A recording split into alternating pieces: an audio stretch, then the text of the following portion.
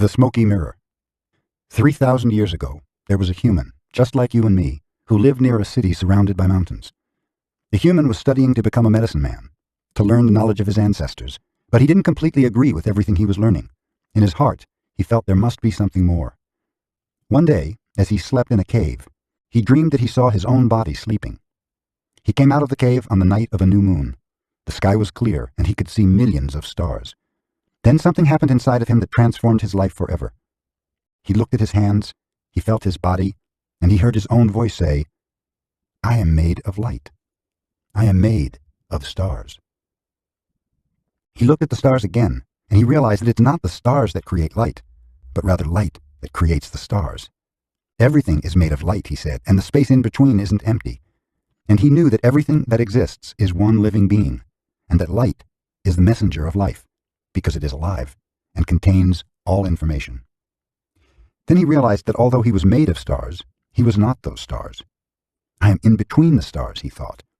So he called the stars the Tonal, and the light between the stars the Nahual. And he knew that what created the harmony in space between the two is life, or intent. Without life, the Tonal and the Nahual could not exist. Life is the force of the Absolute, the Supreme, the Creator who creates everything. This is what he discovered. Everything in existence is a manifestation of the one living being we call God. Everything is God. And he came to the conclusion that human perception is merely light perceiving light. He also saw that matter is a mirror. Everything is a mirror that reflects light and creates images of that light. And the world of illusion, the dream, is just like smoke, which doesn't allow us to see what we really are. The real us is pure love, pure light, he said. This realization changed his life. Once he knew what he really was, he looked around at other humans and the rest of nature, and he was amazed at what he saw. He saw himself in everything, in every human, in every animal, in every tree, in the water, in the rain, in the clouds, in the earth. And he saw that life mixed the Tonal and the Nahual in different ways to create billions of manifestations of life. In those few moments, he comprehended everything. He was very excited, and his heart was filled with peace. He could hardly wait to tell his people what he had discovered. But there were no words to explain it. He tried to tell the others, but they could not understand. They could see that he had changed, that something beautiful was radiating from his eyes and his voice. They noticed that he no longer had judgment about anything or anyone. He was no longer like anyone else. He could understand everyone very well, but no one could understand him. They believed that he was an incarnation of God, and he smiled when he heard this, and he said, "It is true, I am God, but you are also God. We're the same, you and I. We are images of light. We are God." But still, the people didn't understand him. He had discovered that he was a mirror for the rest of the people, a mirror in which he could see himself. Everyone is a mirror, he said. He saw himself in everyone, but nobody saw him as themselves, and he realized that everyone was dreaming, but without awareness, without knowing what they really are. They couldn't see him as themselves because there was a wall of fog or smoke between the mirrors, and that wall of fog was made by the interpretation of images of light, the dream of humans. Then he knew that he would soon forget all that he had learned. He wanted to remember all the visions he had had, so he decided to call himself the Smoky Mirror, so that he would always know that matter is a mirror, and the smoke in between is what keeps us from knowing what we are. He said, "I am the Smoky Mirror, because I am looking at myself and all of you, but we don't recognize each other because of the smoke in between us. That smoke is the dream, and the mirror is you, the dreamer." Domestication and the dream of the planet. What you are seeing and hearing right now is nothing but a dream. You're dreaming right now in this moment. You're dreaming with the brain awake. Dreaming is the main function of the mind, and the mind dreams 24 hours a day. It dreams when the brain is awake, and it also dreams when the brain is asleep. The difference is that when the brain is awake, there is a material frame that makes us perceive things in a linear way. When we go to sleep, we do not have the frame, and the dream has the tendency to change constantly. Humans are dreaming all the time. Before we were born, the humans before us created a big outside dream that we will call society's dream, or the dream of the planet. The dream of the planet is the collective dream of billions of smaller personal dreams, which together create a dream of a family, a dream of a community, a dream of a city, a dream of a country, and finally, a dream of the whole humanity. The dream of the planet includes all of society's rules, its beliefs, its laws, its religions, its different cultures and ways to be, its governments, schools, social events, and holidays. We are born with the capacity to learn how to dream, and the humans who live before us teach us how to dream the way society dreams. The outside dream has so many rules that when a new human is born, we hook the child's attention and introduce these rules into his or her mind.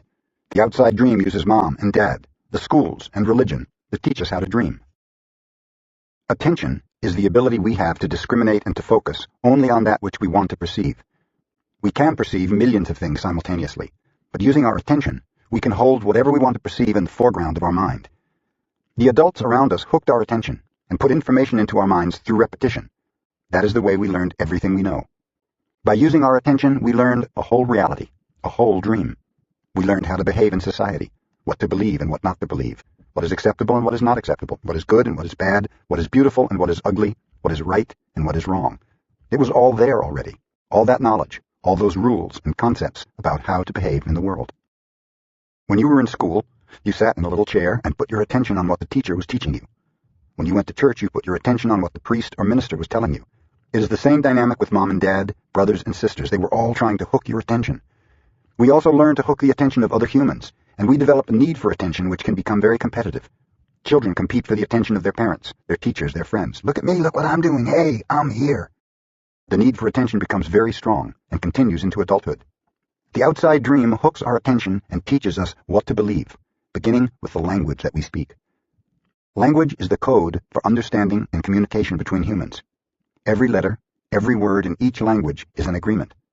Once we understand the code, our attention is hooked, and the energy is transferred from one person to another. It was not your choice to speak English. You didn't choose your religion or your moral values. They were already there before you were born.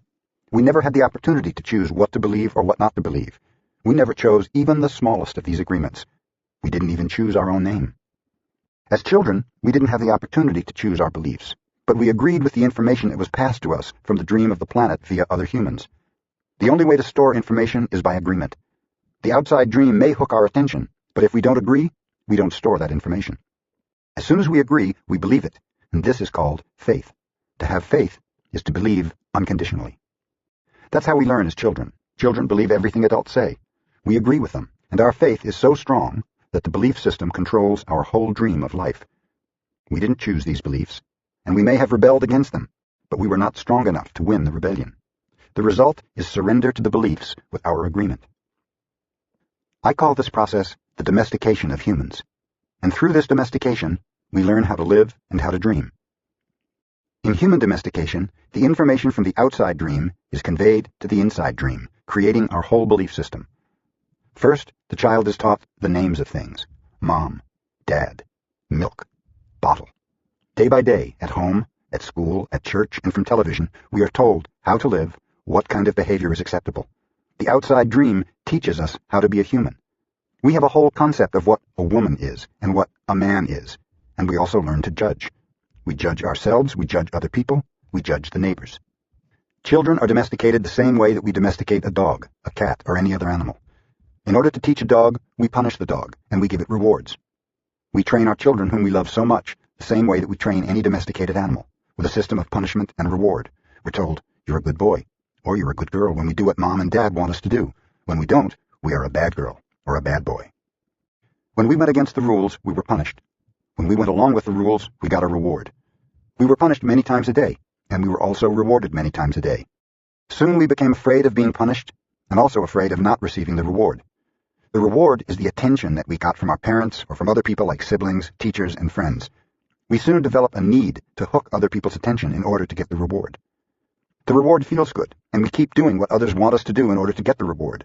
With that fear of being punished, and that fear of not getting the reward, we start pretending to be what we are not, just to please others, just to be good enough for someone else. We try to please mom and dad, we try to please the teachers at school, we try to please the church, and so we start acting.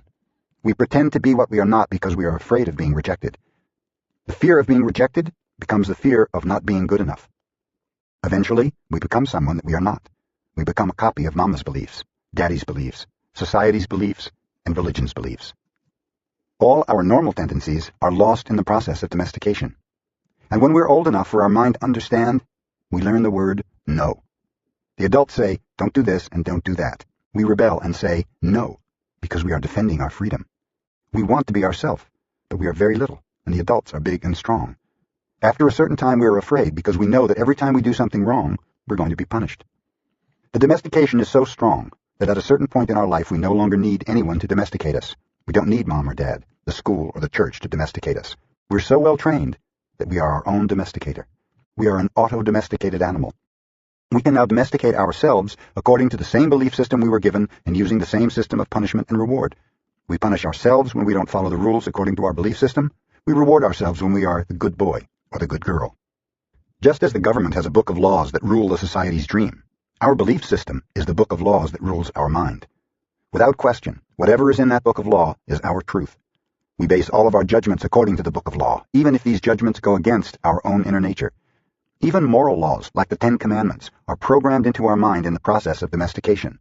One by one, all these agreements go into the book of law, and these agreements rule our personal dream. There's something in our minds that judges everybody and everything, including the weather, the dog, the cat, everything. The inner judge uses what is in our book of law to judge everything we do and don't do, everything we think and don't think, and everything we feel and don't feel. Everything lives under the tyranny of this judge. Every time we do something that goes against the book of law, the judge says we are guilty. We need to be punished. We should be ashamed. This happens many times a day after day, for all the years of our lives. There's another part of us that receives the judgments, and this part is called the victim. The victim carries the blame, the guilt, and the shame. It is the part of us that says, poor me, I'm not good enough. I'm not intelligent enough. I'm not attractive enough. I'm not worthy of love. Poor me. The big judge agrees and says, yes, you're not good enough. And this is all based on a belief system that we never chose to believe. These beliefs are so strong that even years later, when we're exposed to new concepts and try to make our own decisions, we find that these beliefs still control our lives. Whatever goes against the book of law will make you feel a funny sensation in your solar plexus, and it's called fear. Breaking the rules in the book of law opens your emotional wounds, and your reaction is to create emotional poison, because even if the book of law is wrong, it makes you feel safe. Anything that challenges what you believe is going to make you feel unsafe. That is why we need a great deal of courage to challenge our own beliefs, because even if we know we didn't choose all these beliefs, it's also true that we agreed to all of them. The agreement is so strong that even if we understand the concept of it not being true, we feel the blame, the guilt, and the shame that occur if we go against these rules. All these laws exist in our mind. We believe them, and the judge inside us bases everything on these rules. The judge decrees, and the victim suffers the guilt and punishment. But who says there is justice in this dream? True justice is paying only once for each mistake. True injustice is paying more than once for each mistake. How many times do we pay for one mistake? The answer is thousands of times. The human is the only animal on earth that pays 1,000 times for the same mistake. The rest of the animals pay once for every mistake they make, but not us. We have a powerful memory. We make a mistake, we judge ourselves, we find ourselves guilty, and we punish ourselves. If justice exists, then that was enough. We don't need to do it again. But every time we remember, we judge ourselves again, we are guilty again, and we punish ourselves again and again and again. If we have a wife or husband, he or she also reminds us of the mistake, so we can judge ourselves again, punish ourselves again, and find ourselves guilty again. Is this fair? How many times do we make our spouse, our children, or our parents pay for the same mistake?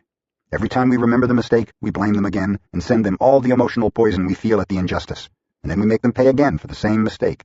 Is that justice? The judge in the mind is wrong, because the belief system, the book of law, is wrong. The whole dream is based on false law. 95% of the beliefs we have stored in our minds are nothing but lies, and we suffer because we believe all these lies. In the dream of the planet, it is normal for humans to suffer, to live in fear, and to create emotional dramas. The outside dream is not a pleasant dream. It is a dream of violence, a dream of fear, a dream of war, a dream of injustice. The personal dream of humans will vary, but globally, it is mostly a nightmare. If we look at human society, we see a place so difficult to live in because it is ruled by fear. Throughout the world, we see human suffering, anger, revenge, addictions, violence in the street, and tremendous injustice. It may exist at different levels in different countries around the world, but fear is controlling the outside dream. The first agreement. Be impeccable with your word. The first agreement is the most important one, and also the most difficult one to honor. It is so important that with just this first agreement, you will be able to transcend to the level of existence I call heaven on earth. The first agreement is to be impeccable with your word. It sounds very simple, but it is very, very powerful. Why your word? Your word is the power that you have to create. Your word is the gift that comes directly from God. The Gospel of John in the Bible, speaking of the creation of the universe, says, "In the beginning there was the Word, and the Word was with God, and the Word is God." Through the Word you express your creative power. It is through the Word that you manifest everything. Regardless of what language you speak, your intent manifests through the Word. What you dream, what you feel, and what you really are will all be manifested through the Word. The Word is not just a sound or a written symbol. The Word is a force. It is the power you have to express and communicate, to think, and thereby to create the events in your life. You can speak. What other animal on the planet can speak? The Word is the most powerful tool you have as a human. It is the tool of magic. But like a sword with two edges, your word can create the most beautiful dream, or your word can destroy everything around you. One edge is the misuse of the word, which creates a living hell. The other edge is the impeccability of the word, which will only create beauty, love, and heaven on earth. Depending upon how it is used, the word can set you free, or it can enslave you even more than you know. All the magic you possess is based on your word. Your word is pure magic, and misuse of your word is black magic. The word is so powerful that one word can change a life or destroy the lives of millions of people. The human mind is like a fertile ground where seeds are continually being planted. The seeds are opinions, ideas, and concepts. You plant a seed, a thought, and it grows. The word is like a seed, and the human mind is so fertile. The only problem is that too often it is fertile for the seeds of fear. Every human mind is fertile, but only for those kinds of seeds it is prepared for. What is important is to see which kind of seeds our mind is fertile for, and to prepare it to receive the seeds of love. Take the example of Hitler. He sent out all those seeds of fear, and they grew very strong, and beautifully achieved massive destruction. Seeing the awesome power of the word, we must understand what power comes out of our mouths. One fear or doubt planted in our mind can create an endless drama of events. One word is like a spell, and humans use the word like black magicians, thoughtlessly putting spells on each other. Every human is a magician, and we can either put a spell on someone with our word, or we can release someone from a spell. We cast spells all the time with our opinions. An example. I see a friend, and give him an opinion that just popped into my mind. I say, I see that kind of color in your face in people who are going to get cancer. If he listens to the word, and if he agrees, he'll have cancer in less than 1 year. That is the power of the word. During our domestication, our parents and siblings gave their opinions about us without even thinking. We believed these opinions, and we lived in fear over these opinions, like not being good at swimming, or sports, or writing. Someone gives an opinion and says, "Look, this girl is ugly." The girl listens, believes she is ugly, and grows up with the idea that she is ugly. It doesn't matter how beautiful she is. As long as she has that agreement, she will believe that she is ugly. That is the spell that she is under. By hooking our attention, the word can enter our mind and change a whole belief for better or worse. Another example. You may believe you're stupid, and you may have believed this for as long as you can remember. This agreement can be very tricky, causing you to do a lot of things just to ensure that you were stupid. You may do something and think to yourself, "I wish I were smart, but I must be stupid or I wouldn't have done that." The mind goes in hundreds of different directions, and we could spend days getting hooked by just that one belief in our own stupidity. Then one day, someone hooks your attention, and using the word, lets you know that you are not stupid. You believe what the person says and make a new agreement. As a result, you no longer feel or act stupid. A whole spell is broken just by the power of the word. Conversely, if you believe you are stupid, and someone hooks your attention and says, "Yes, you are really the most stupid person I have ever met," the agreement will be reinforced and become even stronger. Now let's see what the word impeccability means. Impeccable comes from the Latin peccatus, which means sin. The im in impeccable means without. So impeccable means without sin. Religions talk about sin and sinners, but let's understand what it really means to sin. A sin is anything you do that goes against yourself. Everything you feel, or believe, or say that goes against yourself is a sin. You go against yourself when you judge or blame yourself for anything. Being without sin is exactly the opposite. Being impeccable is not going against yourself. When you are impeccable, you take responsibility for your actions, but you do not judge or blame yourself. From this point of view, the whole concept of sin changes from something moral or religious to something common sense. Sin begins with rejection of yourself. Self-rejection is the biggest sin that you commit. In religious terms, self-rejection is a mortal sin, which leads to death. Impeccability, on the other hand, leads to life. If I see you in the street and I call you stupid, it appears that I'm using the word against you, but really I'm using my word against myself, because you're going to hate me for this, and your hating me is not good for me. Therefore, if I get angry and with my word send all that emotional poison to you, I'm using the word against myself. If I love myself, I'll express that love in my interactions with you, and then I'm being impeccable with the word, because that action will produce a like reaction. If I love you, then you will love me. If I insult you, you will insult me. If I have gratitude for you, you will have gratitude for me. If I'm selfish with you, you'll be selfish with me. If I use the word to put a spell on you, you are going to put a spell on me. Being impeccable with your word is the correct use of your energy.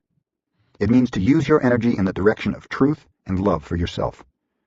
If you make an agreement with yourself to be impeccable with your word, just with that intention, the truth will manifest through you and clean all the emotional poison that exists within you. But making this agreement is difficult, because we have learned to do precisely the opposite. We have learned to lie as a habit of our communication with others, and more importantly, with ourselves. We are not impeccable with the word. The power of the word is completely misused in hell. We use the word to curse, to blame, to find guilt, to destroy. Of course, we also use it in the right way, but not too often. Mostly we use the word to spread our personal poison, to express anger, jealousy, envy, and hate. The word is pure magic, the most powerful gift we have as humans, and we use it against ourselves. We plan revenge. We create chaos with the word. We use the word to create hate between different races, between different people, between families, between nations. We misuse the word so often, and this misuse is how we create and perpetuate the dream of hell. Misuse of the word is how we pull each other down and keep each other in a state of fear and doubt, because the word is the magic that humans possess, and misuse of the word is black magic. We are using black magic all the time, without knowing that our word is magic at all. There was a woman, for example, who was intelligent and had a very good heart. She had a daughter whom she adored and loved very much. One night she came home from a very bad day at work, tired, full of emotional tension, and with a terrible headache. She wanted peace and quiet, but her daughter was singing and jumping happily. The daughter was unaware of how her mother was feeling. She was in her own world, in her own dream. She felt so wonderful, and she was jumping and singing louder and louder, expressing her joy and her love. She was singing so loud that it made her mother's headache even worse, and at a certain moment the mother lost control. Angrily, she looked at her beautiful little girl and said, "Shut up, you have an ugly voice. Can you just shut up?" The truth is that the mother's tolerance for any noise was non-existent. It was not that the little girl's voice was ugly. But the daughter believed what her mother said, and in that moment she made an agreement with herself. After that, she no longer sang, because she believed her voice was ugly and would bother anyone who heard it. She became shy at school, and if she was asked to sing, she refused. Even speaking to others became difficult for her. Everything changed in the little girl because of this new agreement. She believed she must repress her emotions in order to be accepted and loved. Whenever we hear an opinion and believe it, we make an agreement, and it becomes part of our belief system. This little girl grew up, and even though she had a beautiful voice, she never sang again. She developed a whole complex from one spell. The spell was cast upon her by the one who loved her the most, her own mother. Her mother didn't notice what she did with her word. She didn't notice that she used black magic and put a spell on her daughter. She didn't know the power of her word, and therefore she isn't to blame. She did what her own mother, father, and others had done to her in many ways. They misused the word. How many times do we do this with our own children? We give them these types of opinions, and our children carry that black magic for years and years. People who love us do black magic on us, but they don't know what they do. That is why we must forgive them. They don't know what they do. Another example. You awake in the morning feeling very happy. You feel so wonderful you stay 1 or 2 hours in front of the mirror making yourself beautiful. But one of your best friends says, "What has happened to you? You look so ugly. Look at that dress you're wearing. You look ridiculous." That's it. That is enough to put you all the way down in hell. Maybe this girlfriend just told you this to hurt you, and she did. She gave you an opinion with all the power of her word behind it. If you accept the opinion, it becomes an agreement now, and you put all your power into that opinion. That opinion becomes black magic. These types of spells are difficult to break. The only thing that can break a spell is to make a new agreement based on truth. The truth is the most important part of being impeccable with your word. On one side of the sword are the lies which create black magic. and on the other side of the sword is the truth which has the power to break the spell of black magic. Only the truth will set us free. Looking at everyday human interactions, imagine how many times we cast spells on each other with our word. Over time, this interaction has become the worst form of black magic, and we call it gossip. Gossip is black magic at its very worst because it is pure poison. We learned how to gossip by agreement. When we were children, we heard the adults around us gossiping all the time, openly giving their opinions about other people. They even had opinions about people they didn't know. Emotional poison was transferred along with the opinions, and we learned this as the normal way to communicate. Gossiping has become the main form of communication in human society. It has become the way we feel close to each other, because it makes us feel better to see someone else feel as badly as we do. There's an old expression that says, misery likes company, and people who are suffering in hell don't want to be all alone. Fear and suffering are an important part of the dream of the planet. They are how the dream of the planet keeps us down. Using the analogy of the human mind as a computer, gossip can be compared to a computer virus. A computer virus is a piece of computer language written in the same language all the other codes are written in, but with a harmful intent. This code is inserted into the program of your computer when you least expect it, and most of the time without your awareness. After this code has been introduced, your computer doesn't work quite right, or it doesn't function at all because the codes get so mixed up with so many conflicting messages that it stops producing good results. Human gossip works exactly the same way. For example, you're beginning a new class with a new teacher, and you've looked forward to it for a long time. On the first day of class, you run into someone who took the class before who tells you, "Oh, that instructor was such a pompous jerk. He didn't know what he was talking about, and he was a pervert too, so watch out." You are immediately imprinted with the word and the emotional code the person had when saying this, but what you're not aware of is his or her motivation in telling you. This person could be angry for failing the class, or simply making an assumption based on fears and prejudices, but because you have learned to ingest information like a child, some part of you believes the gossip, and you go on to the class. As the teacher speaks, you feel the poison come up inside you, and you don't realize you see the teacher through the eyes of the person who gave you that gossip. Then you start talking to other people in the class about this, and they start to see the teacher in the same way, as a jerk and a pervert. You really hate the class, and soon you decide to drop out. You blame the teacher, but it is gossip that is to blame. All of this mess can be caused by one little computer virus. One little piece of misinformation can break down communication between people, causing every person it touches to become infected and contagious to others. Imagine that every single time others gossip to you, they insert a computer virus into your mind, causing you to think a little less clearly every time. Then imagine that in an effort to clean up your own confusion and get some relief from the poison, you gossip and spread these viruses to someone else. Now imagine this pattern going on in a never-ending chain between all the humans on Earth. The result is a world full of humans who can only read information through circuits that are clogged with a poisonous, contagious virus. Even worse are the black magicians or computer hackers who intentionally spread the virus. Think back to a time when you or someone you know was angry with someone else and desired revenge. In order to seek revenge, you said something to or about that person with the intention of spreading poison and making that person feel bad about him or herself. As children, we do this quite thoughtlessly, but as we grow older, we become much more calculated in our efforts to bring other people down. Then we lie to ourselves and say that person received a just punishment for their wrongdoing. When we see the world through a computer virus, it is easy to justify the cruelest behavior. What we don't see is that misuse of our word is putting us deeper into hell. For years, we've received the gossip and spells from the words of others, but also from the way we use our word with ourselves. We talk to ourselves constantly, and most of the time we say things like, "Oh, I look fat. I look ugly. I'm getting old. I'm losing my hair. I'm stupid. I never understand anything. I will never be good enough, and I am never going to be perfect." Do you see how we use the word against ourselves?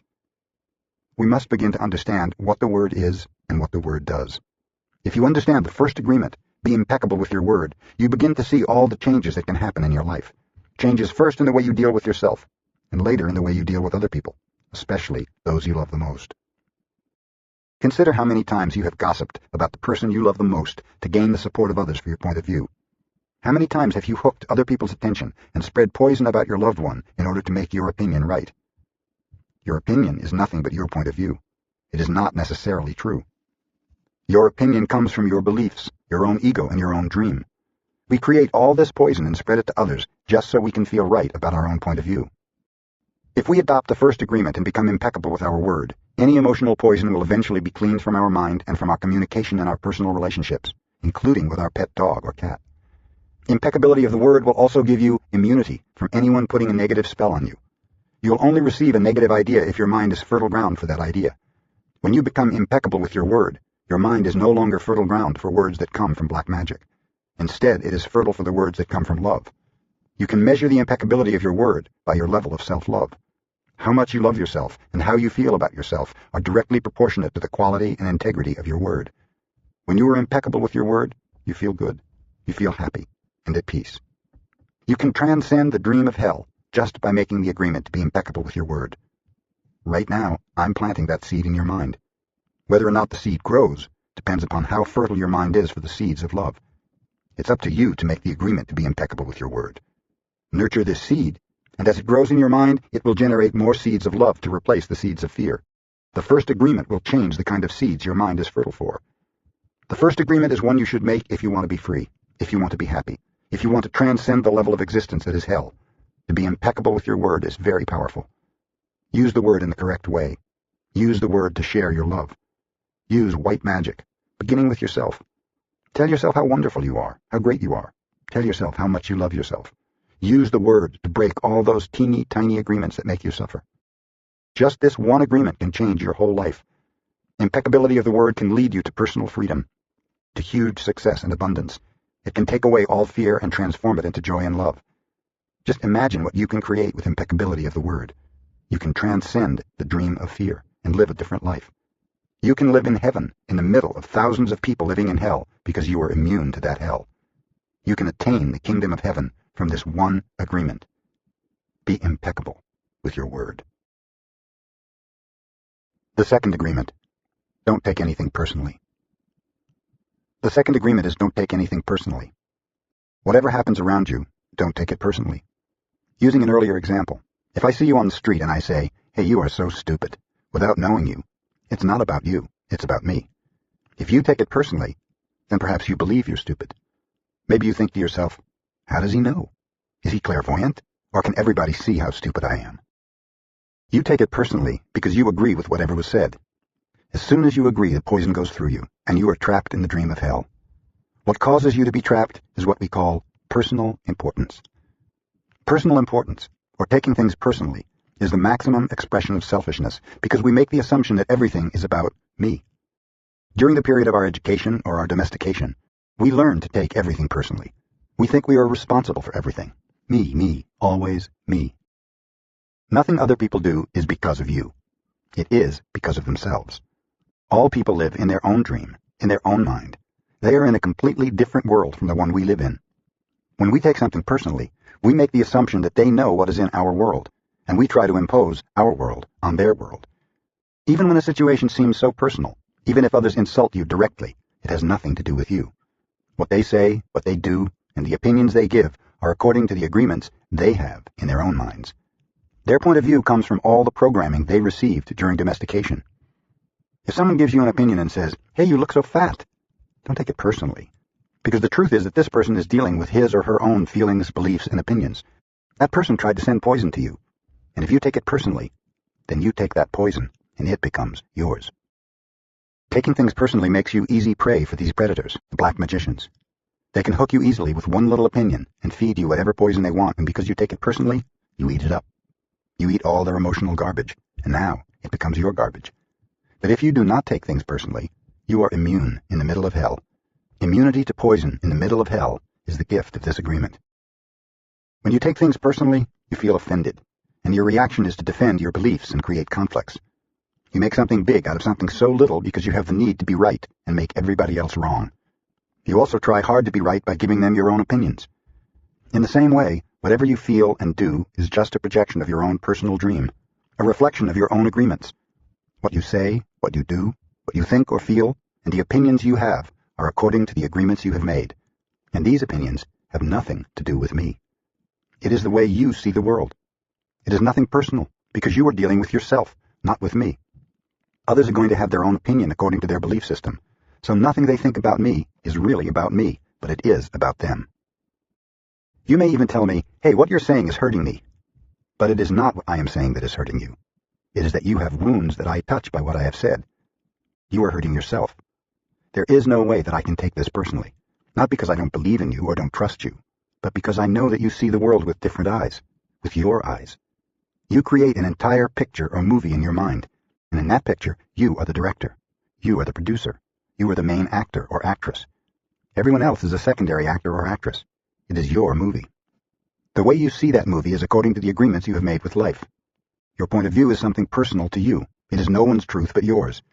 Then if you get mad at me, I know you are dealing with yourself. I am the excuse for you to get mad.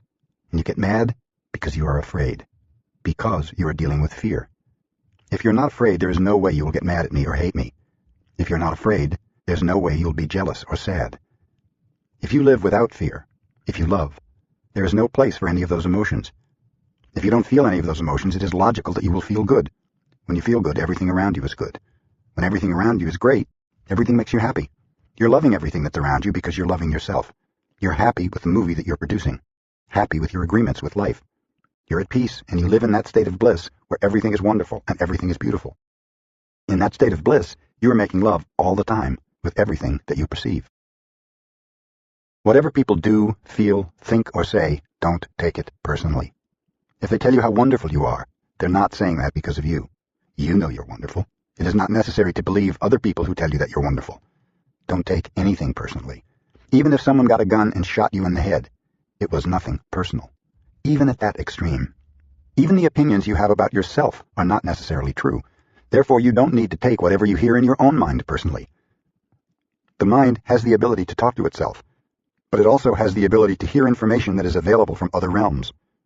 Sometimes you hear a voice in your mind and you may wonder where it came from. The mind lives in more than one dimension. There may be times when you have ideas that don't originate in your mind, but you're perceiving them with your mind. You have the right to believe or not believe these voices, and the right not to take what they say personally. You have a choice, just as you have a choice of what to believe and agree with in the dream of the planet. The mind can also talk and listen to itself. Part of the mind is speaking and the other part is listening. It is a big problem when so many parts of your mind are all speaking at the same time. Each one has different thoughts and feelings. Each one has a different point of view.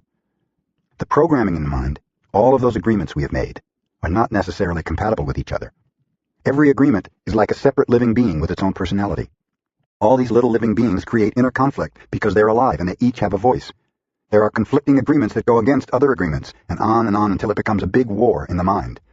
The mitote is the reason humans hardly know what they want, how they want it, or when they want it. They don't agree with themselves because there are parts of the mind that want one thing and other parts that want exactly the opposite.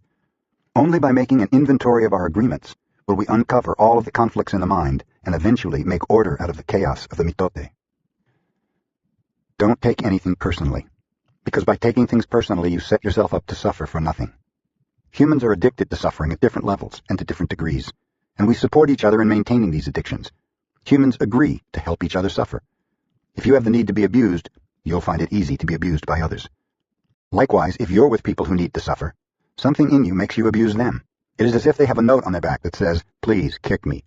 They are asking for justification for their suffering. Their addiction to suffering is nothing but an agreement that is reinforced every day. Wherever you go, you will find people lying to you, and as your awareness grows, you'll notice that you also lie to yourself. Do not expect people to tell you the truth, because they also lie to themselves. You have to trust yourself, and choose to believe or not to believe what someone says to you. When we really see other people as they are, without taking it personally, we can never be hurt by what they say or do. Even if others lie to you, it's okay. They're lying to you because they're afraid. They're afraid you will discover that they are not perfect. It is painful to take off that social mask. If others say one thing but do another, you're lying to yourself if you don't listen to their actions. But if you're truthful with yourself, you'll save yourself a lot of emotional pain. Telling yourself the truth about it may hurt, but you don't need to be attached to the pain. If someone is not treating you with love and respect, it is a gift if they walk away from you. If that person doesn't walk away, you will surely endure many years of suffering. Walking away may hurt for a while, but your heart will eventually heal. Then you can choose what you really want. You'll find that you don't need to trust others as much as you need to trust yourself to make the right choices. When you make it a strong habit not to take anything personally, you avoid many upsets in your life. Your anger, jealousy, and envy will disappear, and even your sadness will simply disappear if you don't take things personally. If you can make this second agreement a habit, you'll find that nothing can put you back into hell. There is a huge amount of freedom that comes to you when you take nothing personally. You become immune to black magicians, and no spell can affect you regardless of how strong it may be. The whole world can gossip about you, and if you don't take it personally, you are immune. Someone can intentionally send emotional poison, and if you don't take it personally, you will not eat it. When you don't take the emotional poison, It becomes even worse in the sender, but not in you. You can see how important this agreement is. Taking nothing personally helps you to break many habits and routines that trap you in the dream of hell and cause needless suffering. Just by practicing this second agreement, you begin to break dozens of teeny tiny agreements that cause you to suffer. And if you practice the first 2 agreements, you will break 75% of the teeny tiny agreements that keep you trapped in hell. Write this agreement on paper and put it on your refrigerator to remind you all the time. Don't take anything personally. As you make a habit of not taking anything personally, you won't need to place your trust in what others do or say. You will only need to trust yourself to make responsible choices. You are never responsible for the actions of others. You are only responsible for you. When you truly understand this and refuse to take things personally, you can hardly be hurt by the careless comments or actions of others. If you keep this agreement, you can travel around the world with your heart completely open and no one can hurt you. You can say, "I love you," without fear of being ridiculed or rejected. You can ask for what you need. You can say yes, or you can say no, whatever you choose, without guilt or self-judgment. You can choose to follow your heart always. Then you can be in the middle of hell and still experience inner peace and happiness. You can stay in your state of bliss, and hell will not affect you at all. The third agreement: don't make assumptions. The third agreement is don't make assumptions. We have the tendency to make assumptions about everything. The problem with making assumptions is that we believe they are the truth. We could swear they're real. We make assumptions about what others are doing or thinking. We take it personally. Then we blame them and react by sending emotional poison with our word. That is why, whenever we make assumptions, we're asking for problems. We make an assumption, we misunderstand, we take it personally, and we end up creating a whole big drama for nothing. All the sadness and drama you have lived in your life was rooted in making assumptions and taking things personally. Take a moment to consider the truth of this statement. The whole world of control between humans is about making assumptions and taking things personally. Our whole dream of hell is based on that. We create a lot of emotional poison just by making assumptions and taking it personally, because usually we start gossiping about our assumptions. Remember, gossiping is the way we communicate to each other in the dream of hell and transfer poison to one another. Because we are afraid to ask for clarification, we make assumptions and believe we are right about the assumptions. Then we defend our assumptions and try to make someone else wrong. It is always better to ask questions than to make an assumption, because assumptions set us up for suffering. The big mitote in the human mind creates a lot of chaos, which causes us to misinterpret everything. We only see what we want to see and hear what we want to hear. We don't perceive things the way they are. We have the habit of dreaming with no basis in reality. We literally dream things up in our imaginations. Because we don't understand something, we make an assumption about the meaning, and when the truth comes out, the bubble of our dream pops, and we find out it was not what we thought it was at all. An example. You're walking in the mall and you see a person you like. That person turns to you and smiles and then walks away. You can make a lot of assumptions because of this one experience, and even create a whole fantasy. And you really want to believe this fantasy and make it real. In your mind, a whole relationship begins from that. A whole dream begins to form just from your assumptions, and you think, "Oh, this person really likes me." Maybe you even get married in this fantasy land. But the fantasy is in your mind, in your personal dream. Making assumptions in our relationships is really asking for problems. Often we make the assumption that our partner knows what we think, and that we don't have to say what we want. We assume they're going to do what we want because they know us so well. If they don't do what we assume they should do, we feel so hurt and say, "You should have known." Another example. You decide to get married, and you make the assumption that your partner sees marriage the same way that you do. Then you live together and you find out this is not true. This creates a lot of conflict, but you still don't try to clarify your feelings about marriage. The husband comes home from work and the wife is mad, and the husband doesn't know why. Maybe it's because the wife made an assumption. Without telling him what she wants, she makes an assumption that he knows her so well that he knows what she wants, as if he can read her mind. She gets so upset because he fails to meet her expectations. Making assumptions in relationships leads to a lot of difficulties, a lot of misunderstandings with people we supposedly love. In any kind of relationship, we can make the assumption that others know what we think, and we don't have to say what we want. They're going to do what we want because they know us so well. If they don't do what we want, what we assume they should do, we feel hurt and think, "How could you do that? You should know." Again, we make the assumption that the other person knows what we want. A whole drama is created because we make this assumption and then put more assumptions on top of it. It is very interesting how the human mind works. We have the need to justify everything, to explain and understand everything in order to feel safe. We have millions of questions that need answers because there are so many things that the reasoning mind cannot explain. It is not important if the answer is correct. Just the answer itself makes us feel safe. This is why we make assumptions. If others tell us something, we make assumptions. And if they don't tell us something, we make assumptions to fulfill our need to know and to replace the need to communicate. Even if we hear something and we don't understand, we make assumptions about what it means and then believe the assumptions. We make all sorts of assumptions because we don't have the courage to ask questions. These assumptions are made so fast and unconsciously most of the time because we have agreements to communicate this way. We have agreed that it is not safe to ask questions. We have agreed that if people love us, they should know what we want or how we feel. When we believe something, we assume we are right about it to the point that we will destroy relationships in order to defend our position. We make the assumption that everyone sees life the way we do. We assume that others think the way we think, feel the way we feel, judge the way we judge, and abuse the way we abuse. This is the biggest assumption that humans make. And this is why we have a fear of being ourselves around others, because we think everyone else will judge us, victimize us, abuse us, and blame us as we do ourselves.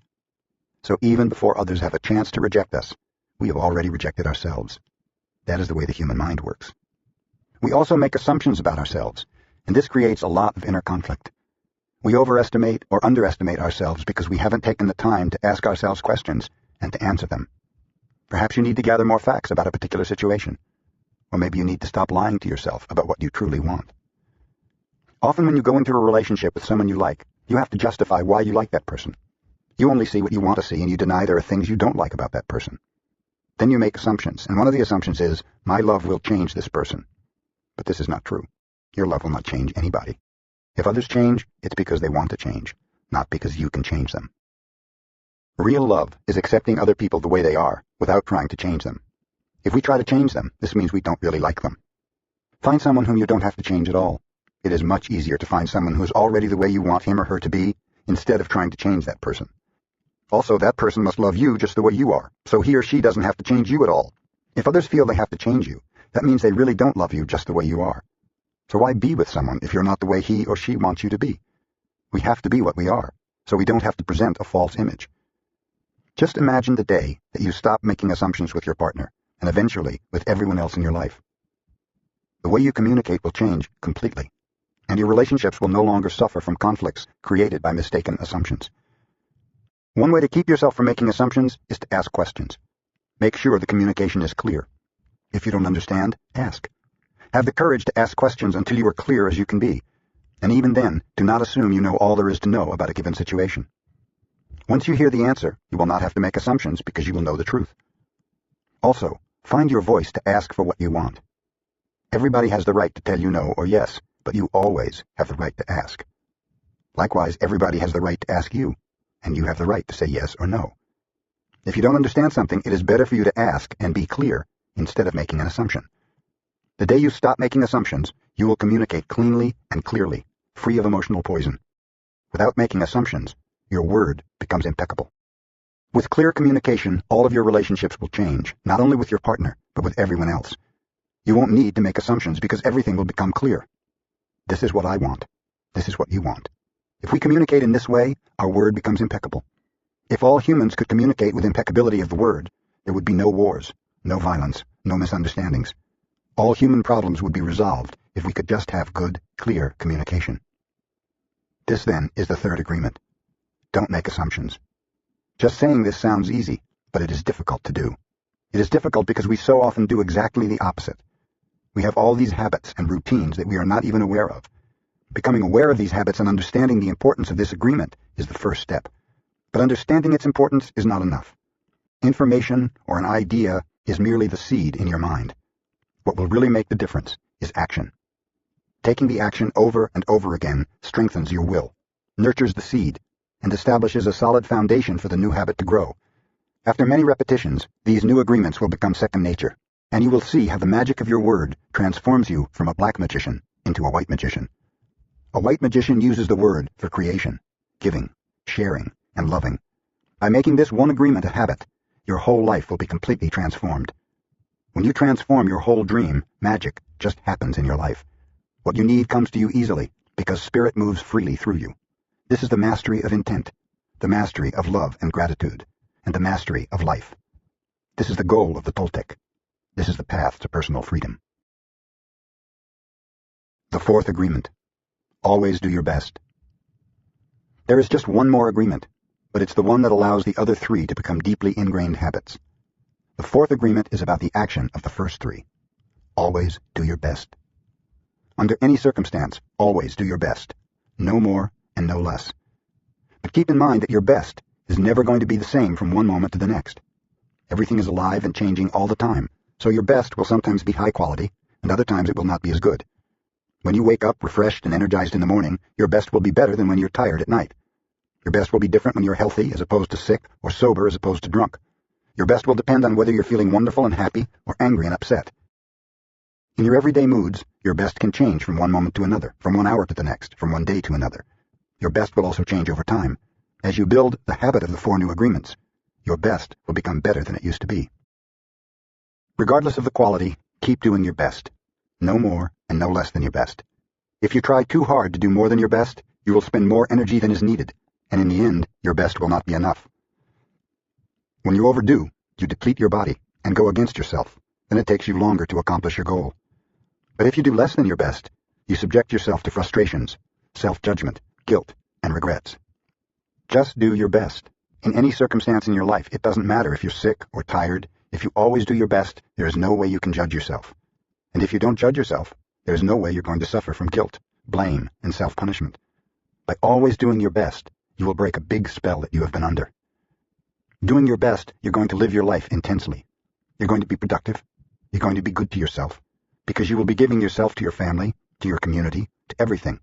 When you always do your best, you take action, and it is the action that is going to make you feel intensely happy. Doing your best is taking the action because you love it, not because you're expecting a reward. Most people do exactly the opposite. They only take action when they expect a reward, and they don't enjoy the action. And that's the reason why they don't do their best. For example, most people go to work every day just thinking of payday, and the money they will get from the work they're doing. They can hardly wait for Friday or Saturday, whatever day they receive their money, and can take time off. They're working for the reward, and as a result, they resist work. They try to avoid the action, and it becomes more difficult, and they don't do their best. They work so hard all week long, suffering the work, suffering the action, not because they like to, but because they feel they have to. They have to work because they have to pay the rent, because they have to support their family. They have all that frustration, and when they do receive their money, they're unhappy.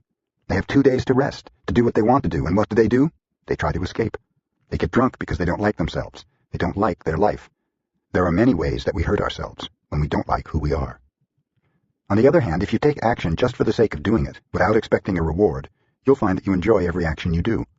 Rewards will come, but you're not attached to the reward. You can even get more than you would have imagined for yourself without expecting a reward.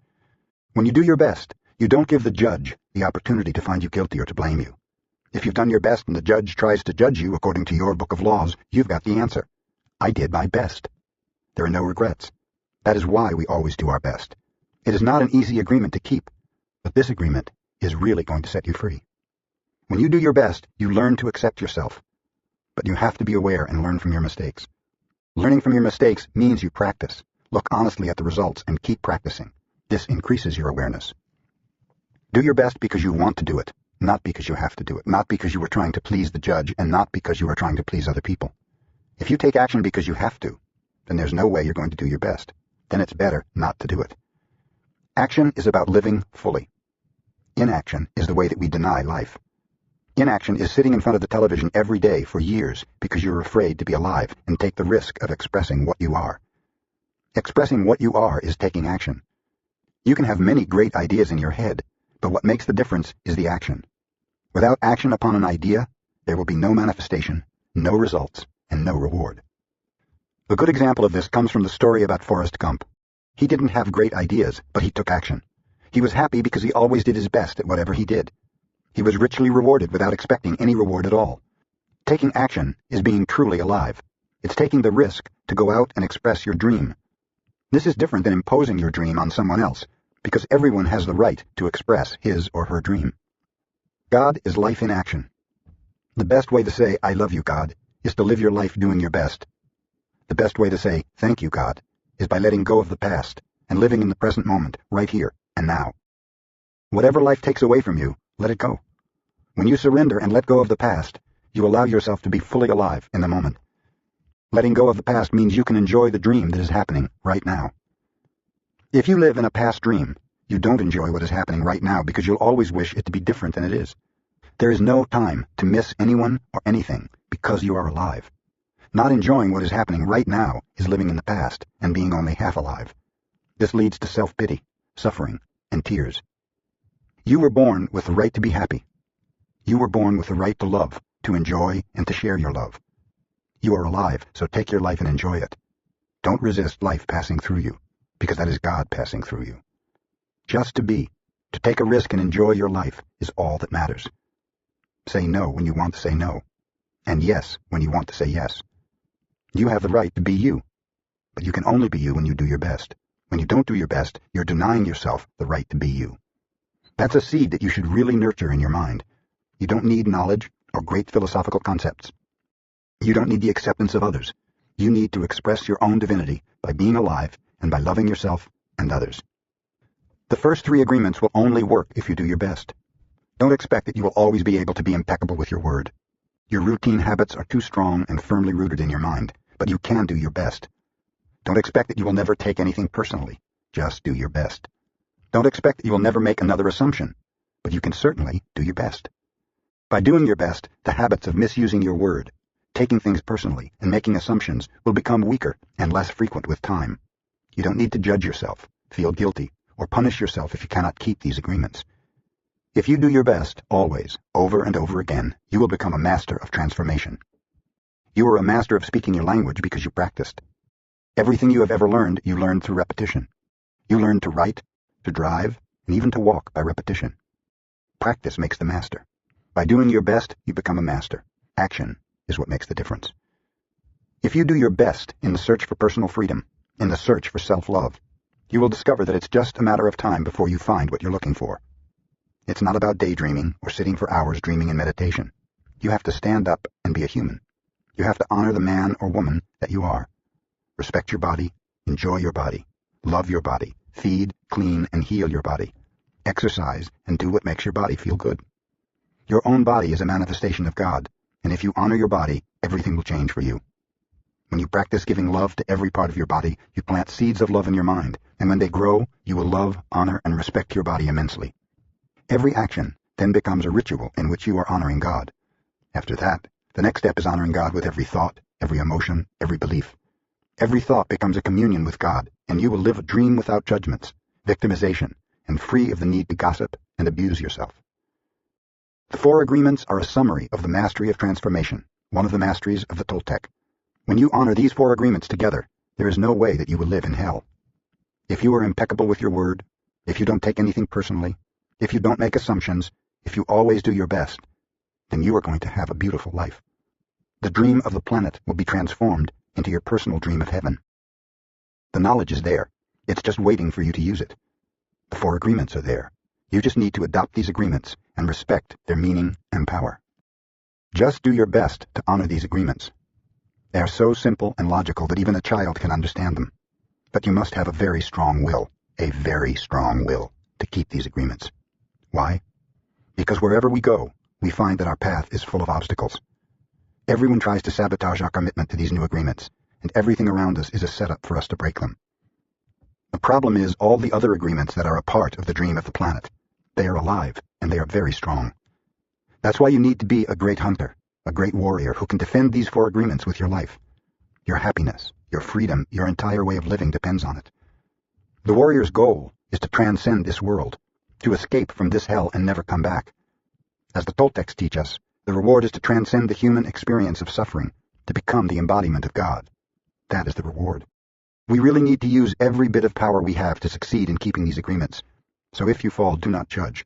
Do not give your judge the satisfaction of turning you into a victim. No, be tough with yourself. Stand up and make the agreement again. Okay, I broke my agreement to be impeccable with my word. I will start all over again, and just for today I will be impeccable with my word. Do not be concerned about the future. Keep your attention on today and stay in the present moment. You can do it if you live just one day at a time. If you break an agreement, begin again tomorrow, and again the next day. It will be difficult at first, but each day will become easier and easier, until one day you will discover that you are ruling your life with these 4 agreements, and you will be surprised at the way your life has been transformed. Always do your best to keep these agreements, and soon it will be easy for you. Today is the beginning of a new dream. The Toltec Path to Freedom. Breaking Old Agreements. Everyone talks about freedom. All around the world, different people, different races, different countries are fighting for freedom. But what is freedom? In America, we speak of living in a free country. But are we really free? Are we free to be who we really are? The answer is no, we're not free. True freedom has to do with the human spirit. It is the freedom to be who we really are. Who stops us from being free? We blame the government. We blame the weather. We blame our parents, our religion, or God. Who really stops us from being free? We stop ourselves. What does it really mean to be free? Sometimes we get married and we say that we lose our freedom. Then we get divorced and we're still not free. What stops us? Why can't we be ourselves? We have memories of long ago when we used to be free and we loved being free, but we've forgotten what freedom really means. If we see a child who is 2 or 3, perhaps 4 years old, we find a free human. Why is this human free? Because this human does whatever he or she wants to do. The human is completely wild, just like a flower, a tree, or an animal that has not been domesticated. Wild. And if we observe humans who are 2 years old, we find that most of the time, these humans have a big smile on their faces and they're having fun. They're exploring the world. They're not afraid to play. They're afraid when they're hurt, when they're hungry, when some of their needs are not met. They don't worry about the past, don't care about the future, and only live in the present moment. Very young children are not afraid to express what they feel. They're so loving that if they perceive love, they melt into love. They are not afraid to love at all. That is the description of a normal human being. As children, we are not afraid of the future, or ashamed of the past. Our normal human tendency is to enjoy life, to play, to explore, to be happy, and to love. But what has happened with the adult human? Why are we so different? Why are we not wild? From the point of view of the victim, we can say that something sad happened to us. And from the point of view of the warrior, we can say that what happened to us is normal. What has happened is that we have the book of law, the big judge and the victim who rule our lives. We are no longer free because the judge, the victim, and the belief system don't allow us to be who we really are. Once our minds have been programmed with all that garbage, we're no longer happy. This chain of training, from human to human, from generation to generation, is perfectly normal in human society. You don't need to blame your parents for teaching you to be like them. What else could they teach you but what they know? They did the best they could, and if they abused you, it was due to their own domestication, their own fears and beliefs. They had no control over the programming they received, so they couldn't have behaved any differently. There's no need to blame your parents or anyone who abused you in your life, including yourself. But it is time to stop the abuse. It is time to free yourself of the tyranny of the judge by changing the foundation of your own agreements. It is time to be free from the role of the victim. The real you is still a little child who never grew up. Sometimes that little child comes out when you're having fun or playing, when you feel happy, when you're painting, writing poetry, playing the piano, or expressing yourself in some way. These are the happiest moments of your life, when the real you comes out, when you don't care about the past and you don't worry about the future. You are childlike. But there's something that changes all that. We call them responsibilities. The judge says, wait a second, you're responsible. You have things to do, you have to work, you have to go to school, you have to earn a living. All these responsibilities come to mind. Our face changes, and we become serious again. If you watch children when they're playing adults, you'll see their little faces change. Let's pretend I'm a lawyer, and right away their faces change. The adult face takes over. We go to court, and that is the face we see, and that is what we are. We're still children, but we've lost our freedom. The freedom we're looking for is the freedom to be ourselves, to express ourselves. But if we look at our lives, we'll see that most of the time we do things just to please others, just to be accepted by others, rather than living our lives to please ourselves. That is what's happened to our freedom. And we see in our society and all the societies around the world that for every 1,000 people, 999 are completely domesticated. The worst part is that most of us are not even aware that we are not free.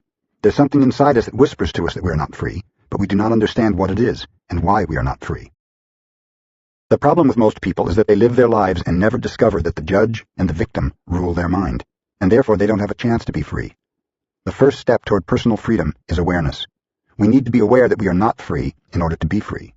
We need to be aware of what the problem is in order to solve the problem. Awareness is always the first step, because if you're not aware, there's nothing you can change. If you're not aware that your mind is full of wounds and emotional poison, you cannot begin to clean and heal the wounds, and you'll continue to suffer. There's no reason to suffer.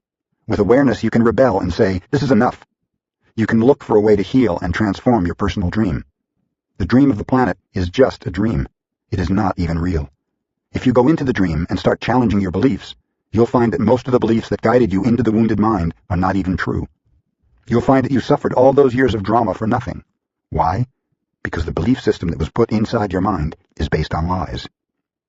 That is why it is important for you to master your own dream. That is why the Toltecs became dream masters. Your life is the manifestation of your dream.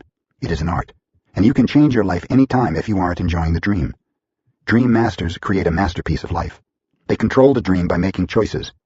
Everything has consequences, and a dream master is aware of the consequences. To be Toltec is a way of life.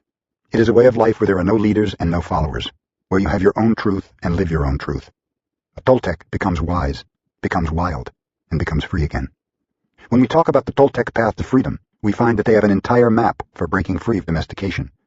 They compare the judge, the victim, and the belief system to a parasite that invades the human mind. From the Toltec point of view, all humans who are domesticated are sick. They are sick because there is a parasite that controls the mind and controls the brain. The food for the parasite are the negative emotions that come from fear. If we look at the description of a parasite, we find that a parasite is a living being who lives off of other living beings, sucking their energy without any useful contribution in return and hurting their host little by little. The judge, the victim, and the belief system fit this description very well. Together, they comprise a living being made of psychic or emotional energy, and that energy is alive. Of course, it's not material energy, but neither are emotions material energy. Our dreams are not material energy either, but we know they exist. One function of the brain is to transform material energy into emotional energy. Our brain is the factory of the emotions, and we have said that the main function of the mind is to dream. The Toltecs believe that the parasite, the judge, the victim, and the belief system has control of your mind. It controls your personal dream. The parasite dreams through your mind and lives its life through your body. It survives on the emotions that come from fear and thrives on drama and suffering. The freedom we seek is to use our own mind and body, to live our own life instead of the life of the belief system. When we discover that the mind is controlled by the judge and the victim, and the real us is in the corner, we have just two choices. One choice is to keep living the way we are, to surrender to the judge and the victim, to keep living in the dream of the planet. The second choice is to do what we do as children when parents try to domesticate us. We can rebel and say no. We can declare a war against the parasite, a war against the judge and the victim, a war for our independence, a war for the right to use our own mind and our own brain. That is why in all the shamanic traditions in America, from Canada to Argentina, people call themselves warriors, because they are in a war against the parasite in the mind. That is the real meaning of a warrior. The warrior is one who rebels against the invasion of the parasite and declares a war. But to be a warrior doesn't mean we always win the war. We may win, or we may lose, but we always do our best, and at least we have a chance to be free again. Choosing this path gives us, at the very least, the dignity of rebellion, and ensures that we will not be the helpless victim of our own whimsical emotions or the poisonous emotions of others. Even if we succumb to the enemy, the parasite, we will not be among those victims who would not fight back. At best, being a warrior gives us an opportunity to transcend the dream of the planet, and to change our personal dream to a dream that we call heaven. Just like hell, heaven is a place that exists within our mind. It is a place of joy, a place where we are happy, where we are free to love and to be who we really are. We can reach heaven while we're alive. We don't have to wait until we die. God is always present, and the kingdom of heaven is everywhere. But first, we need to have the eyes and ears to see and hear that truth. We need to be free of the parasite. The parasite can be compared to a monster with 1,000 heads. Every head of the parasite is one of the fears that we have. If we want to be free, we have to destroy the parasite. One solution is to attack the parasite, head by head, which means we face each of our fears one by one. This is a slow process, but it works. Every time we face one of the fears, we are a little more free. A second approach is to stop feeding the parasite.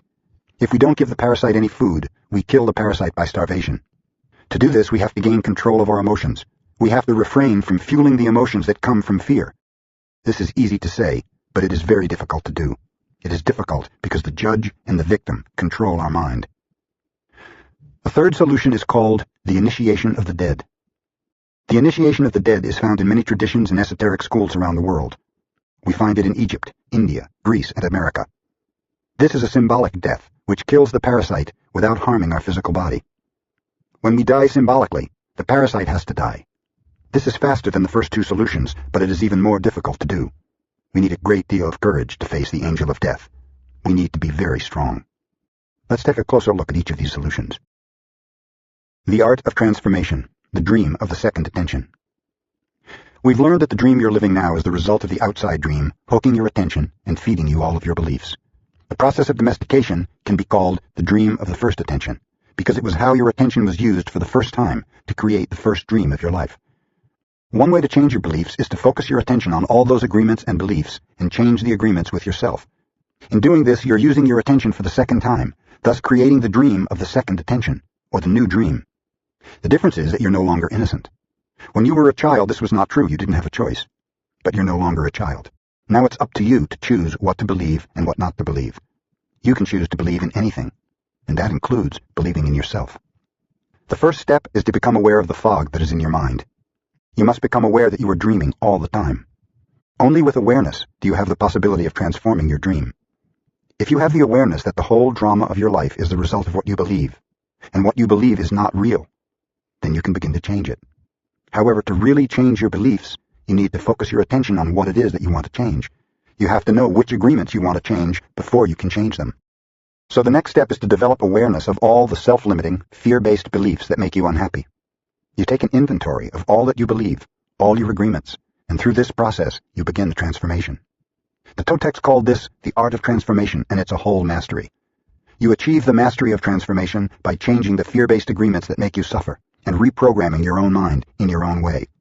One of the ways to do this is to explore and adopt alternative beliefs, such as the 4 agreements. The decision to adopt the 4 agreements is a declaration of war to regain your freedom from the parasite. The 4 agreements offer the possibility of ending the emotional pain, which can open the door for you to enjoy your life and begin a new dream. It's up to you to explore the possibilities of your dream if you're interested. The 4 agreements were created to assist you in the art of transformation, to help you break the limiting agreements, gain more personal power, and become stronger. The stronger you get, the more agreements you can break, until the moment comes when you make it to the core of all those agreements. Going to the core of those agreements is what I call going into the desert.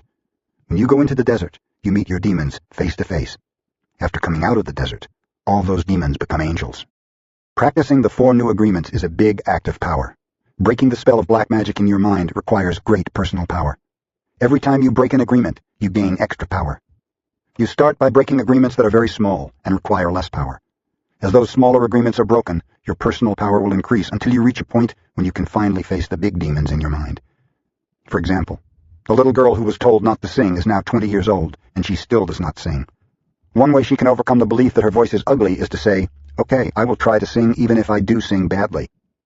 Then she can pretend that someone is clapping and telling her, "Oh, that was beautiful." This may break the agreement a teeny tiny bit, but it will still be there. However, now she has a little more power and courage to try again and again until finally she breaks the agreement. That's one way out of the dream of hell. But for every agreement you break that makes you suffer, you'll need to replace it with a new agreement that makes you happy. This will keep the old agreement from coming back. If you occupy the same space with a new agreement, then the old agreement is gone forever, and in its place is the new agreement. There are many strong beliefs in the mind that can make this process look hopeless. That's why you need to go step by step and be patient with yourself, because this is a slow process. The way you're living now is the result of many years of domestication. You cannot expect to break the domestication in one day. Breaking agreements is very difficult, because we put the power of the word, which is the power of our will, into every agreement we have made. We need the same amount of power to change an agreement. We cannot change an agreement with less power than we use to make the agreement, and almost all our personal power is invested in keeping the agreements we have with ourselves. That's because our agreements are actually like a strong addiction. We are addicted to being the way we are. We are addicted to anger, jealousy, and self-pity. We are addicted to the beliefs that tell us, "I'm not good enough, I'm not intelligent enough, why even try? Other people will do it because they're better than me." All of these old agreements, which rule our dream of life, are the result of repeating them over and over. Therefore, to adopt the 4 agreements, you need to put repetition in action. Practicing the new agreements in your life is how your best becomes better. Repetition makes the master. The discipline of the warrior, controlling your own behavior. Imagine that you awake early one morning, overflowing with enthusiasm for the day. You feel good, you're happy, and have plenty of energy to face the day. Then at breakfast, you have a big fight with your spouse, and a flood of emotion comes out. You get mad, and in the emotion of anger you spend a lot of personal power. After the fight you feel drained, and you just want to go and cry. In fact, you feel so tired that you go to your room, collapse, and try to recover. You spend the day wrapped up in your emotions. You have no energy to keep going, and you just want to walk away from everything. Every day we awake with a certain amount of mental, emotional, and physical energy that we spend throughout the day. If we allow our emotions to deplete our energy, we have no energy to change our life or to give to others. The way you see the world will depend upon the emotions you're feeling. When you're angry, everything around you is wrong. Nothing is right. You blame everything, including the weather. Whether it's raining or the sun is shining, nothing pleases you. When you're sad, everything around you is sad and makes you cry. You see the trees and you feel sad. You see the rain and everything looks so sad. Perhaps you feel vulnerable and have a need to protect yourself because you don't know in what moment someone will attack you. You do not trust anything or anyone around you. This is because you see the world with the eyes of fear. Imagine that the human mind is the same as your skin. You can touch healthy skin and it feels wonderful. Your skin is made for perception, and the sensation of touch is wonderful. Now imagine you have an injury and the skin gets cut and infected. If you touch the infected skin, it's going to hurt, so you try to cover and protect the skin. You will not enjoy being touched because it hurts. Now imagine that all humans have a skin disease. Nobody can touch each other because it's going to hurt. Everyone has wounds on their skin, so the infection is seen as normal. The pain is also considered normal. We believe we're supposed to be that way. Can you imagine how we would behave with each other if all the humans in the world had this skin disease? Of course, we would hardly ever hug each other because it would be too painful, so we would need to create a lot of distance between us. The human mind is exactly like this description of infected skin. Every human has an emotional body, completely covered with infected wounds.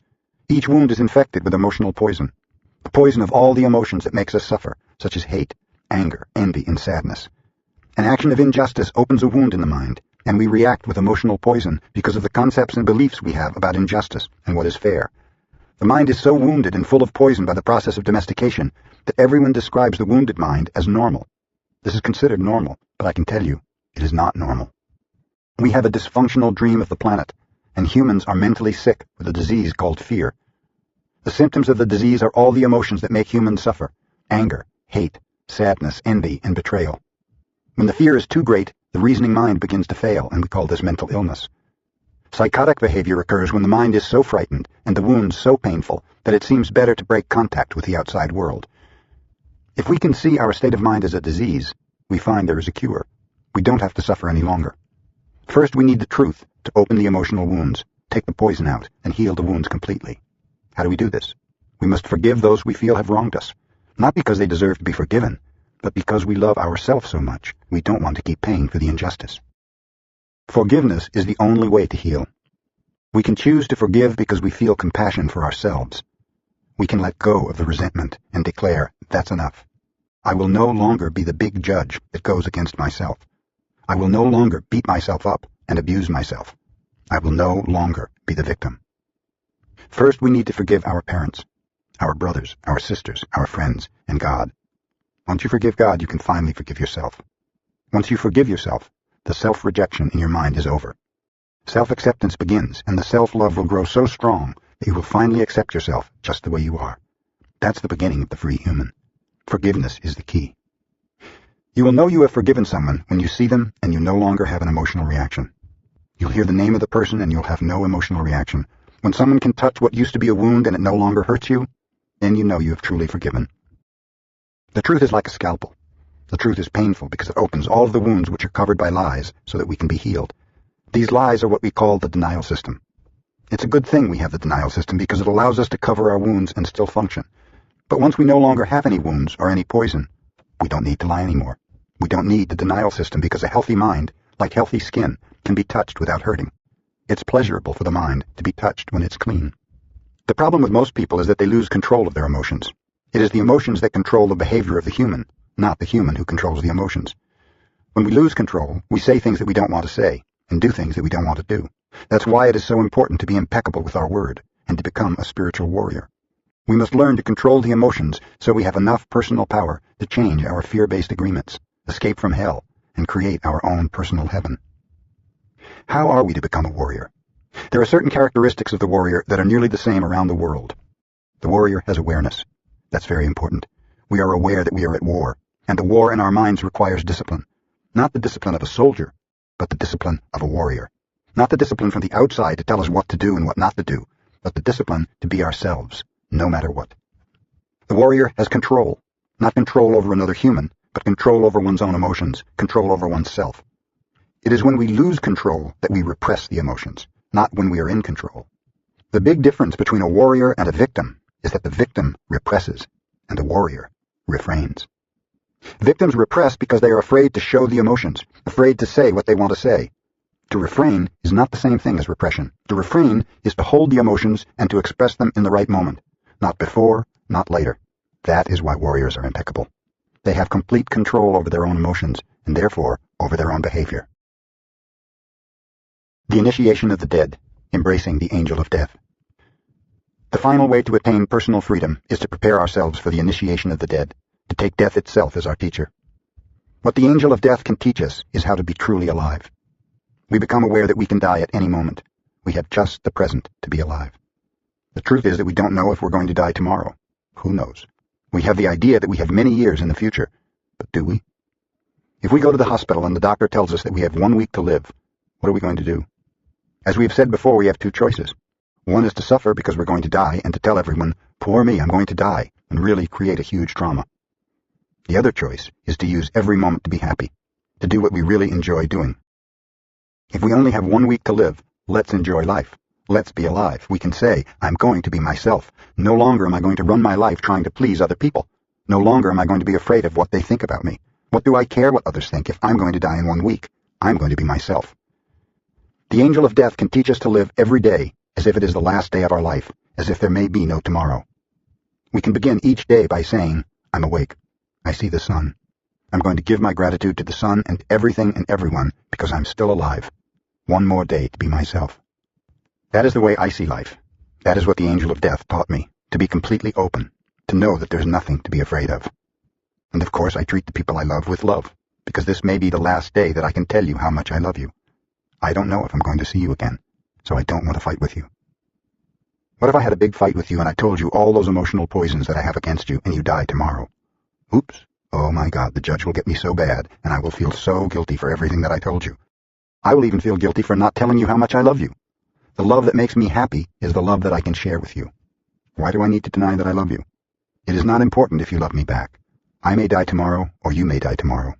What makes me happy now is to let you know how much I love you. You can live your life this way. By doing so, you prepare yourself for the initiation of death. What is going to happen in the initiation of death is that the old dream that you have in your mind is going to die forever. Yes, you are going to have memories of the parasite, of the judge, the victim, and what you used to believe, but the parasite will be dead. What is going to die in the initiation of death is the parasite. But the judge and the victim will fight with everything they have. They don't want to die, and we feel we are the ones who are going to die, and we are afraid of this death. When we live in the dream of the planet, it is as if we are dead. Whoever survives the initiation of the dead receives the most wonderful gift, the resurrection. To receive the resurrection is to arise from the dead, to be alive, to be ourselves again. The resurrection is to be like a child, to be wild and free, but with a difference. The difference is that we have freedom with wisdom instead of innocence. We are able to break our domestication, become free again, and heal our mind. We surrender to the angel of death, knowing that the parasite will die and we will still be alive with a healthy mind and perfect reason. Then we are free to use our own mind and run our own life. That is what, in the Toltec way, the angel of death teaches us. The angel of death comes to us and says, you see, everything that exists here is mine, not yours. Your house, your spouse, your children, your car, your career, your money is mine, and I can take it away when I want to. But for now, you can use it. If we surrender to the angel of death, we will be happy forever and ever. Why? Because the angel of death takes the past away in order to make it possible for life to continue. For every moment that is past, the angel of death keeps taking away the part that is dead, and we keep living in the present. The parasite wants us to carry the past with us, and that makes it so heavy to be alive. When we try to live in the past, how can we enjoy the present? When we dream of the future, why must we carry the burden of the past? When are we going to live in the present? That is what the angel of death teaches us to do.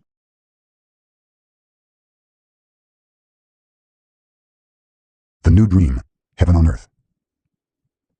I want you to forget everything you have learned in your whole life. This is the beginning of a new understanding, a new dream. The dream you are living is your creation. It is your perception of reality that you can change at any time. You have the power to create hell, and you have the power to create heaven. Why not dream a different dream? Why not use your imagination and your emotions to dream heaven? Just use your imagination and a tremendous thing will happen. Imagine that you have the ability to see the world with different eyes whenever you choose. Each time you open your eyes, you see the world around you in a different way.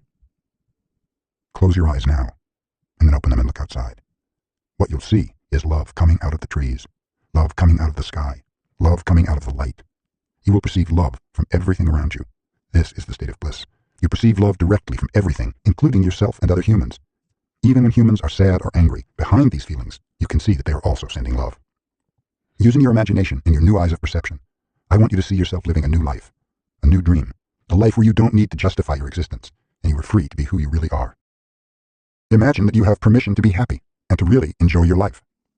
Your life is free of conflict with yourself and with others. Imagine living your life without fear of expressing your dreams. You know what you don't want, and when you want it. You are free to change your life the way you really want to. You are not afraid to ask for what you need, to say yes or no to anything or to anyone. Imagine living your life without the fear of being judged by others. You no longer rule your behavior according to what others may think about you. You're no longer responsible for anyone's opinion. You have no need to control anyone, and no one controls you either. Imagine living your life without judging others. You can easily forgive others and let go of any judgments that you have. You don't have the need to be right, and you don't need to make anyone else wrong. You respect yourself and everyone else, and they respect you in return. Imagine living without the fear of loving and not being loved. You're no longer afraid to be rejected, and you don't have the need to be accepted. You can say, I love you, with no shame or justification. You can walk in the world with your heart completely open and not be afraid to be hurt. Imagine living your life without being afraid to take a risk and to explore life. You're not afraid to lose anything. You're not afraid to be alive in the world, and you're not afraid to die. Imagine that you love yourself just the way you are. You love your body just the way it is, and you love your emotions just the way they are. You know that you're perfect, just as you are. The reason I ask you to imagine these things is because they're all entirely possible. You can live in the state of grace, the state of bliss, the dream of heaven. But in order to experience this dream, you must first understand what it is. Only love has the ability to put you in that state of bliss. Being in bliss is like being in love. You're floating in the clouds. You're perceiving love wherever you go. It is entirely possible to live this way all the time. It's possible because others have done it, and they're no different from you. They live in bliss because they have changed their agreements and are dreaming a different dream. Once you feel what it means to live in a state of bliss, you will love it. You will know that heaven on earth truly exists. Once you know that heaven exists and you know it's possible to stay there, it's up to you to make the effort to do it. 2,000 years ago, Jesus told us about the kingdom of heaven, the kingdom of love, but hardly anyone was ready to hear this. They said, what are you talking about? My heart is empty. I don't feel the love that you're talking about. I don't feel the peace that you have. You don't have to do this. Just imagine that his message of love is possible, and you'll find that it is yours. The world is very beautiful and very wonderful. Life can be very easy when love is your way of life. You can be loving all the time. This is your choice. You may not have a reason to love, but you can love because to love makes you so happy. Love in action only produces happiness. Love will give you inner peace. It will change your perception of everything. You can see everything with the eyes of love. You can be aware that there is love all around you. When you live this way, there's no longer a fog in your mind. The mitote has gone on a permanent vacation. This is what humans have been seeking for centuries. For thousands of years, we've been searching for happiness. Happiness is the lost paradise. Moses called it the promised land. Buddha called it nirvana. Jesus called it heaven. And the Toltecs called it a new dream. This way of life is possible, and it's in your hands. But your identity is mixed with the dream of the planet. All of your beliefs and agreements are there in the fog. You feel the presence of the parasite and believe it is you. This makes it difficult to let go, to release the parasite and create the space to experience love. You're attached to the judge, attached to the victim. Suffering makes you feel safe because you know it so well. But there's really no reason to suffer. The only reason you suffer is because you choose to suffer. If you look at your life, you'll find many excuses to suffer. But a good reason to suffer you will not find. The same is true for happiness. The only reason you're happy is because you choose to be happy. Happiness is a choice, and so is suffering. Maybe we cannot escape from the destiny of the human, but we have a choice, to suffer our destiny or to enjoy our destiny. To suffer or to love and be happy. To live in hell or to live in heaven. My choice is to live in heaven. What's yours?